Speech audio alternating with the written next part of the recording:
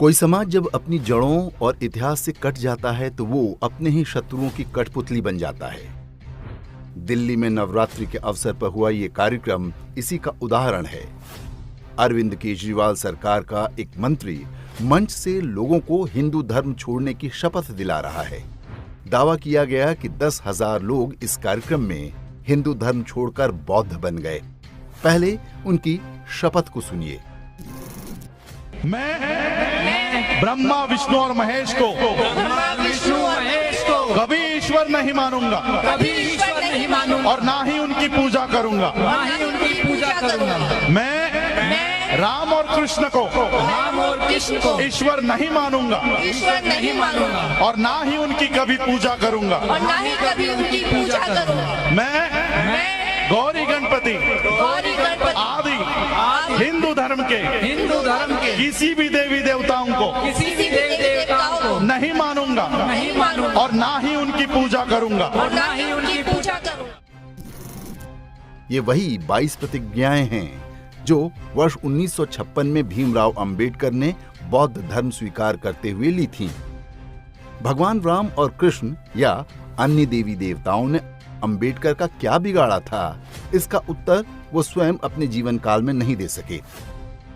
जिस सामाजिक भेदभाव से उन्हें समस्या थी, उसका आरंभ ना तो राम ने किया था ना कृष्ण ने। अंबेडकर ने श्री राम का हिंदू धर्म छोड़कर गौतम बुद्ध का बौद्ध धर्म अपनाया, जो राम के ही वंशज माने जाते हैं। दोनों ने ही इक्ष्वाकु वंश के क्षत्रिय परिवार में जन्म लिया था। अंबेडकर ने बौद्ध धर्म तो अपनाया, लेकिन उनके अनुयायियों ने बौद्ध धर्म की शिक्षाओं को पूरी तरह नहीं माना। आज उन्हें ही नव बौद्ध कहा जाता है। उनकी धार्मिक मान्यता का आधार ही हिंदू धर्म के प्रति नकारात्मकता है। दूसरी ओर मूल बौद्ध धर्म है, जिसमें ऐसी कोई नकारात्मक बात देखने को नहीं मिलती। वैदिक धर्म और बौद्ध धर्म के बीच ईश्वर और जीवन दर्शन को लेकर गंभीर मतभेद रहे हैं, लेकिन दोनों के बीच ढेरों समानताएं भी हैं। पहले अंग्रेजों और बाद में वामपंथी इतिहासकारों ने हिंदुओं और बौद्धों में टकराव की ढेरों नकली कहानियां गढ़ी, लेकिन वे सत्य होती तो उनकी कड़वाहट दोनों धर्मों के अनुयायियों के बीच देखने को मिलती। महात्मा बुद्ध जिस तरह से हिंदुओं के लिए पूज्य हैं, उसी तरह बौद्ध मान्यता में भी ढेरों देवी देवता वही हैं जो हिंदुओं में होते हैं। सारनाथ और कुशीनगर के बौद्ध मंदिरों में दर्शन करने वालों में हिंदुओं की संख्या सबसे अधिक होती है।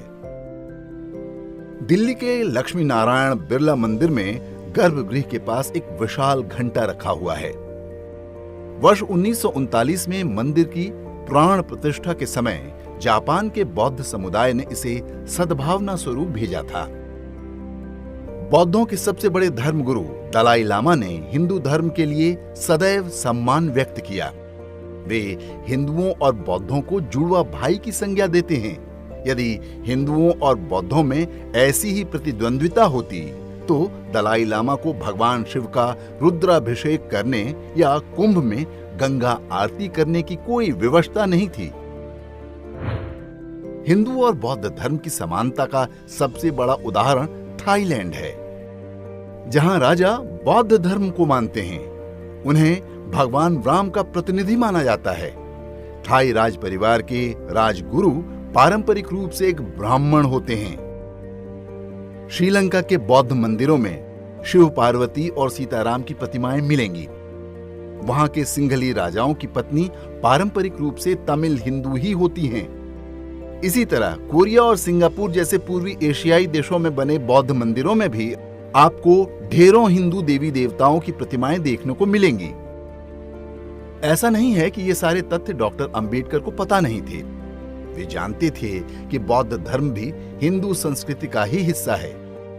ये बात उन्होंने कानून मंत्री के रूप में हिंदू कोड बिल 1951 को संसद के सम्मुख प्रस्तुत करते हुए भी कही थी। तब संसद में डॉक्टर अंबेडकर पर एक सिख सदस्य सरदार हुकुम सिंह ने आरोप लगाया था कि वे सिखों को हिंदू धर्म में मिलाने का षड्यंत्र रच रहे हैं। अंबेडकर ने उत्तर दिया जब गौतम बुद्ध वैदिक धर्म से अलग हुए तो उन्होंने केवल पंथ के विषयों में ऐसा किया। हिंदू वैधानिक ढांचे को बनाए रखा। उन्होंने अपने अनुयायियों के लिए अलग कानून का प्रस्ताव नहीं दिया। यही बात महावीर और सिख गुरुओं ने भी की। तो जो डॉक्टर अंबेडकर वर्ष 1951 तक बौद्धों को हिंदू संस्कृति का भाग मानते थे, वे 5-6 साल में ही इतने हिंदू विरोधी कैसे हो गए कि हिंदू देवी देवताओं के लिए आपत्तिजनक प्रतिज्ञा अपने अनुयायियों से कराने लगे। इन 5-6 सालों में सामान्य हिंदुओं या ब्राह्मणों ने निश्चित रूप से उनका कुछ बिगाड़ा नहीं था। यदि किसी ने अंबेडकर को मंत्री पद से त्यागपत्र देने को विवश किया और उन्हें चुनाव में हराया तो वो नेहरू सरकार और कांग्रेस पार्टी के लोग थे। हिंदू देवी देवताओं के प्रति अंबेडकर की नकारात्मकता न केवल अतार्किक है बल्कि संविधान की उस भावना से भी विपरीत है जिसे तैयार करने का बड़ा श्रेय उन्हें दिया जाता है। अंबेडकर कुल 65 वर्ष 7 माह 23 दिन जीवित रहे। इसमें से 65 वर्ष 6 माह वे सनातन धर्म के अनुयायी रहे। 14 अक्टूबर वर्ष 1956 को उन्होंने बौद्ध मत स्वीकार कर लिया। कुल 1 माह 23 दिन वे बौद्ध रहे। 6 दिसंबर वर्ष 1956 को उनकी मृत्यु हो गई। संविधान सभा की ड्राफ्टिंग कमेटी की अध्यक्षता करते समय डॉक्टर अंबेडकर सनातनी हिंदू थे। राज्यसभा के सांसद वे हिंदू रहते हुए बने थे। भारत के प्रथम विधि एवं न्याय मंत्री वे हिंदू के रूप में बने थे। वॉइसरॉय की कार्यकारिणी समिति में श्रम मंत्री रहते समय भी वे हिंदू ही थे। तात्पर्य ये कि डॉक्टर अंबेडकर ने अपने जीवन का कोई भी महत्वपूर्ण कार्य बौद्ध बनकर नहीं किया। जो लोग उनके बौद्ध रूप के समर्थक हैं, उन्हें उनको संविधान निर्माता आदि कहने का अधिकार नहीं है, क्योंकि ये सब तो हिंदू अंबेडकर ने किए थे, बौद्ध अंबेडकर ने नहीं। अंबेडकर ने हिंदू रहते हुए ही कई पुस्तकें लिखी जिनमें सनातन धर्म के प्रति कोई वैर भाव नहीं दिखाई देता। उन्होंने इस्लाम और ईसाई मजहबों की कटु आलोचना की। इस्लाम में हिजाब और बुर्के की कुरीतियों पर खुलकर लिखा। वे वीर सावरकर के बहुत अच्छे मित्र थे। गांधी हत्याकांड में नेहरू ने जब सावरकर को फंसाने का प्रयास किया था, तब अंबेडकर ने उनकी सहायता की थी। अंबेडकर ने जिस भारतीय संविधान की ड्राफ्टिंग की, उसकी मूल प्रति में भी भगवान राम, कृष्ण और नटराज के चित्र हैं। इतना ही नहीं, वे संस्कृत को भारत की राष्ट्रभाषा बनाना चाहते थे, जबकि आज अंबेडकर के ही अनुयायी संस्कृत को ब्राह्मणों की भाषा बताते हैं। सबसे बढ़कर ये कि विभाजन के समय वे चाहते थे कि भारत के सारे मुसलमानों को पाकिस्तान भेज दिया जाए। डॉक्टर अंबेडकर के मन में मात्र 5-6 वर्ष के अंदर हिंदू धर्म के लिए इतनी नकारात्मकता कैसे आ गई, ये निश्चित रूप से एक रहस्य है।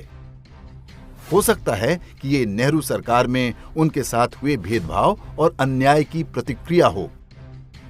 एक अन्य कारण जो हो सकता है वो ये कि अंबेडकर अपने जीवन के अंतिम वर्षों में बहुत बीमार थे।